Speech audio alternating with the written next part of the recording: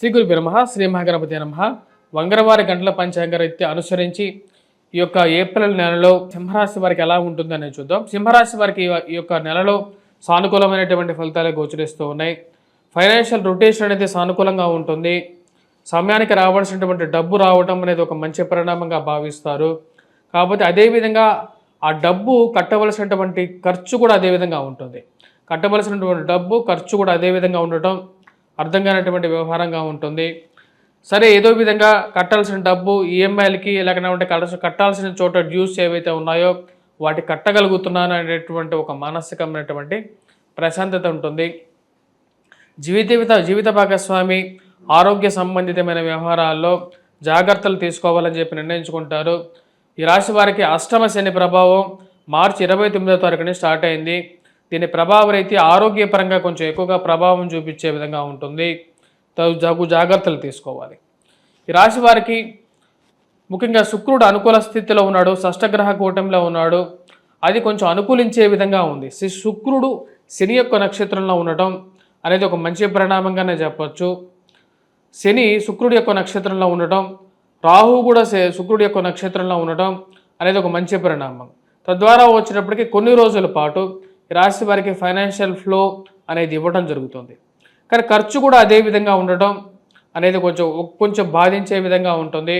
అష్టమ శని ప్రభావ రీత్యా జీవిత భాగస్వామితో ఆరోగ్య సంబంధితమైన వ్యవహారాల్లో కొన్ని జాగ్రత్తలు తీసుకోవాలి.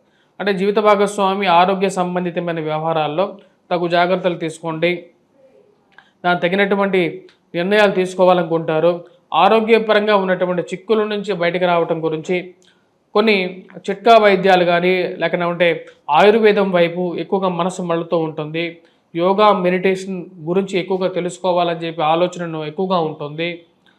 ఉద్యోగపరంగా కొన్ని విషయాల్లో భయాందోళనకు గురయ్యే విధంగా ఉంటుంది. ఉద్యోగపరంగా ఎక్కువగా ప్రెజర్ అనేది ఉంటుంది. చేసేటువంటి పని అంతా బాగానే చేస్తున్నప్పటికీ కూడా ఈ యొక్క నెలలో ఈ రాశి వారికి ఆర్థికంగా కొద్దిగా కష్టంగా ఉన్నప్పటికీ ఈ యొక్క ఉద్యోగపరంగా శారీరకంగాను మానసికంగాను మీ మీద ప్రెజర్ అనేది కొద్దిగా ఎక్కువగా ఉంటుంది. గత నెలతో పోల్చుకుంటే ఏప్రిల్ 2వ తారీఖు తర్వాత కొంచెం ఎక్కువగా ప్రెజర్ ఉండటం.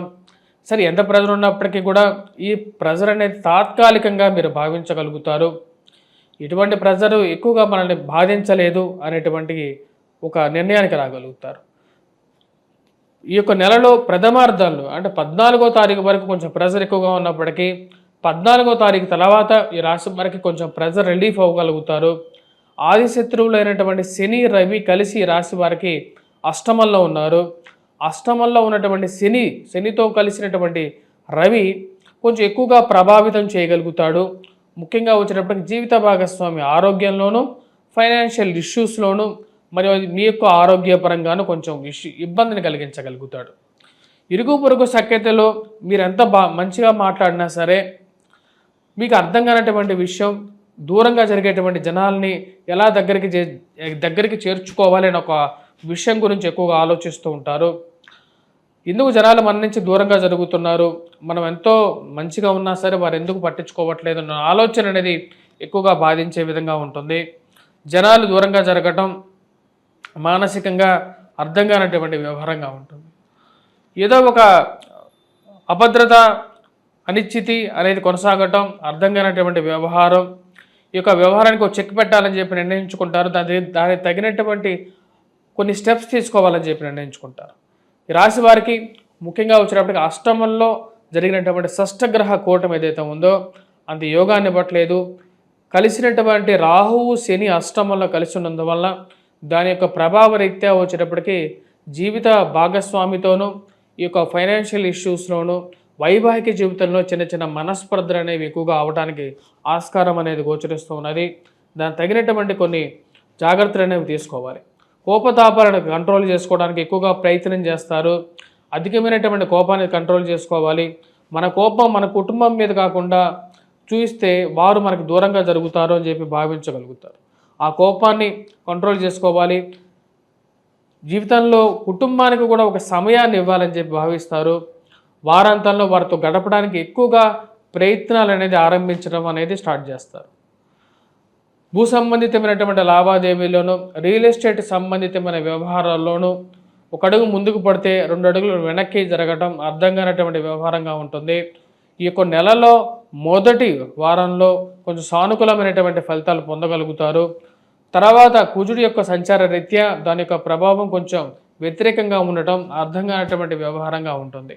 ఇన్ని రోజులు మన చుట్టూ తిరిగినటువంటి వారు ఎందుకని మళ్ళీ మనం పిలిస్తే మనం ఫోన్ చేస్తే కూడా ఎత్తకుండా కట్ చేసేటువంటి వ్యవహారంగా మారుతూ ఉంటారు. సమయానికి వారు ఫోన్ చేస్తే మటుకు మనం ఎత్తి అన్ని విధాలుగాను మనం సపోర్ట్ చేయాలి, అన్ని విధాలుగాను డబ్బులు ఇవ్వమంటే డబ్బులు ఇవ్వాలి, అన్నీ సపోర్ట్ చేయాలి. అదే వాళ్ళకి ఏదైనా అవసరం మనకేదైనా అవసరమైతే వాళ్ళు ఫోన్ ఎత్తారు, మాట్లాడరు. ఇదే విధంగా వైవాహిక జీవితంలోనూ అర్థం కానటువంటి వ్యవహారాలు మానసికంగా బాధించే విధంగా ఉంటుంది. వైవాహిక జీవితంలోనూ అదేవిధంగా నూతన వివాహ ప్రయత్న సంబంధితమైన వ్యవహారాల్లోనూ ఫైనాన్షియల్గాను మానసికంగాను కొంచెం ఎక్కువగా ప్రభావం చూపించేటువంటి పరిస్థితులు అనేవి సింహరాశి వారికి కర్కాటకంలోకి రాబోతున్నటువంటి కుజుడు సింహరాశి వారికి కలిగించేటువంటి పరిస్థితి గోచరిస్తుంది. వైవాహిక జీవితంలో ఈ రాశి వారికి రాబోతున్నటువంటి శనిగ్రహ సంచారం కొంచెం ఎక్కువగా ప్రభావం చూపించే విధంగా ఉంటుంది కాబట్టి తగు జాగ్రత్తలు తీసుకోవాలి. వివాహ ప్రయత్న సంబంధితమైన విషయాల్లో కూడా కొంచెం ఎక్కువగా ఉంటుంది. ఈ రాశిలో ఉండేటువంటి వారు ముఖ్యంగా వచ్చేటప్పటికీ విద్యా సంస్థల్లో పనిచేస్తున్నటువంటి వారు విద్యార్థులు కొద్ది కష్టపడి చదవాల్సినటువంటి ముఖ్యమైనటువంటి సూచన.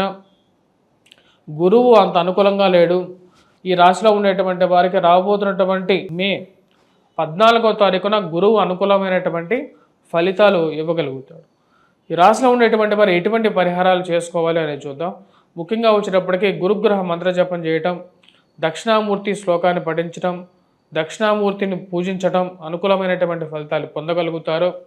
అదేవిధంగా వచ్చేటప్పటికీ దుర్గాదేవిని పూజించడం, వాటితో పాటు నవగ్రహ ధాన్యాలు దానం ఇవ్వచ్చినా సరే మంచిదే. ఎందుకంటే ఇక్కడ ఈ రాశి వారికి షష్టగ్రహ కూటమి అంత అనుకూలంగా లేదు. వాటితో పాటు ఈ రాశిలో ఉండేటువంటి వారు సుబ్రహ్మణ్యేశ్వర స్వామి ఆరాధన చేసుకోండి, వినాయకుడిని పూజించండి, అనుకూలమైనటువంటి ఫలితాలు ఇవ్వగలుగుతుంది. వాటితో పాటు ఈ రాశిలో ఉండేటువంటి వారు ముఖ్యంగా వచ్చినప్పటికీ హనుమాన్ చాలీసా పఠించండి, సింధూరాన్ని ధరించండి, అనుకూలమైనటువంటి ఫలితాలు పొందగలుగుతారు. స్వస్తి.